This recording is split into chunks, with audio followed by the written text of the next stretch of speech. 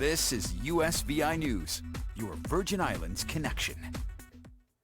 Hi, everyone. Thanks so much for joining us for USVI News. I'm Emily Matson. Family, leaders, and community members continue to pay their last respects to former Virgin Islands Governor Charles Turnbull. His body lay in state Wednesday at Government House on St. Croix. The same is happening at the Battery on St. John on Thursday and at Government House on St. Thomas on Friday. Governor Turnbull was the USVI's 7th governor and served from 1999 until 2007. His service was largely dedicated to education and the preservation of Caribbean history. He died recently at the age of 87, and Virgin Islanders have been coming in droves to pay their respects to Turnbull and his loved ones. There also is a candlelight vigil and service planned for this Friday, which will take place at Emancipation Garden, and a funeral service at Christ Church Methodist. Interment will be at Eastern Cemetery, followed by a gathering at Fort Christian on Saturday on St. Thomas. Governor Albert Bryants Jr. has ordered all flags at half-staff on all public-owned buildings. They will remain at half-staff in his honor until Saturday. Governor Bryant signed a bill this week creating the Division of Territorial Parks. The bill, or he transfers it, It transfers the authority from the Department of Sports, Parks, and Recreation to a division within the Department of Planning and Natural Resources. Here's more. See, I've signed a lot of things as governor, but nothing gives me more pleasure than to set up a park system that will determine a legacy of preservation for all Virgin Islanders to see in perpetuity. I would like to take this time to thank especially Senator Samuel Carrion, who ushered these two important pieces of legislation through the legislature in order that we could get to this point today. There are so many pieces of land in the Virgin Islands, whether St. Thomas, St. John, St. Croix, and yes, Water Island, that we want to see preserved in perpetuity. And to do that, what we needed to do was to create the territorial park system of the Virgin Islands. Just like the federal park system that preserves such things as the Keneal Bay Trail, the Christiansted Fort, and other landmarks in the Virgin Islands, now the Virgin Islands will have a mechanism to do the same.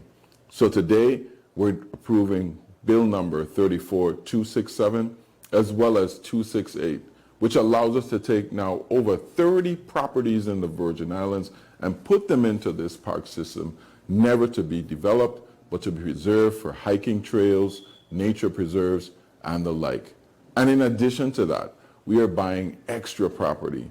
One specific property now in Frederickstead, where we will be able to preserve beach shoreline for campers from now into eternity. The governor says he's also looking at buying land to protect and preserve. On St. Thomas, VI firefighters respond to a fire at a building at West Indian Company. It happened around 6:30 Thursday morning. Firefighters were called out to a fire in the area of the West Indian Company Limited Dock.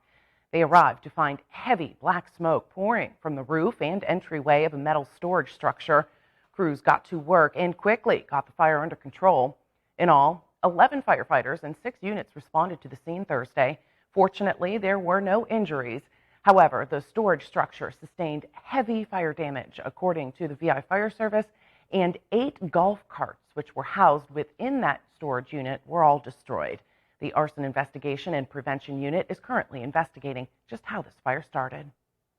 As students round out the first week of a new school year, we have a look at spending for school supplies right now. Parents are expected to spend big bucks on supplies this year as prices continue to increase on store items. Some parents are looking for alternative ways to get their children prepared for the classrooms, purchasing items like backpacks, notebooks, school uniforms, and shoes all start to add up, and it's a cost that's hurting the wallets of many parents.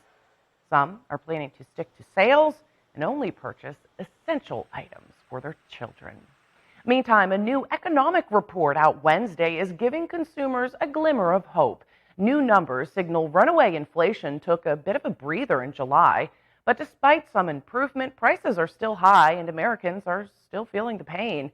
Our USVI News' Kristen Allen reports. Across the country, inflation remains hot, but recent price hikes are cooling off. We're seeing a stronger labor market. where jobs are booming and Americans are working, and we're seeing some signs that inflation may be beginning to moderate. A key inflation report suggests that Americans are finally getting some relief after 19 straight months of rising prices. It's hitting everything that we buy. But business owners are still feeling the pinch. There are times, and these are those times, you must raise prices to remain a supplier and remain in business.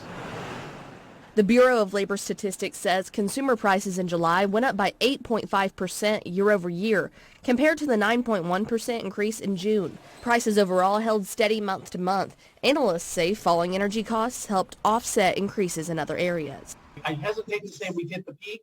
What we really need to see is a streak of a few months where we're seeing sustained improvement across a much broader range of categories than what we're currently seeing. Food costs went up slightly over the past month, but are now 10.9% higher than last year, the largest annual increase since May of 1979. The price of food at home also soaring. Food prices is probably, the place where we didn't see as much progress as we'd like. The Federal Reserve is expected to raise rates in September to keep prices under control and to avoid plunging the economy into a recession. Kristen Allen, USVI News. And stocks also went up Wednesday as investors cheered some long-awaited good inflation news. In New Mexico, Albuquerque police have arrested a 51-year-old man from Afghanistan and charged him with 2 of 4 murders of Muslim men over the past year. As Omar Villafranca reports, it appears he knew his victims. Albuquerque's nightmare is over after police arrested a man for the murders of 2 Muslim men.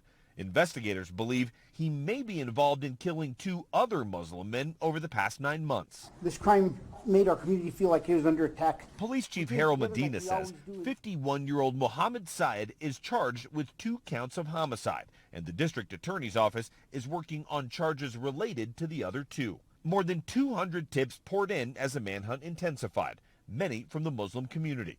On Sunday, police released a picture of a car they believe was used in the shootings. We knew Albuquerque would step up and somebody would find and identify that vehicle for us, which is exactly what happened. While a SWAT team executed a search warrant at his home Monday, the suspect was arrested in that car more than 100 miles away in Santa Rosa, New Mexico. Multiple firearms were recovered from that home. Right now we believe that at least one of them inside the home and one of them inside the car that was pulled over are matching to our 2 crime scenes. Officials also discovered evidence that shows Syed knew the victims and said an interpersonal conflict may have led to the shootings. Mohammed Zahir Ahmadi was killed in November. My lovely brother. Sharif Hadi says the family fled Afghanistan to escape the violence. When we came to the United States, we thought we were safe.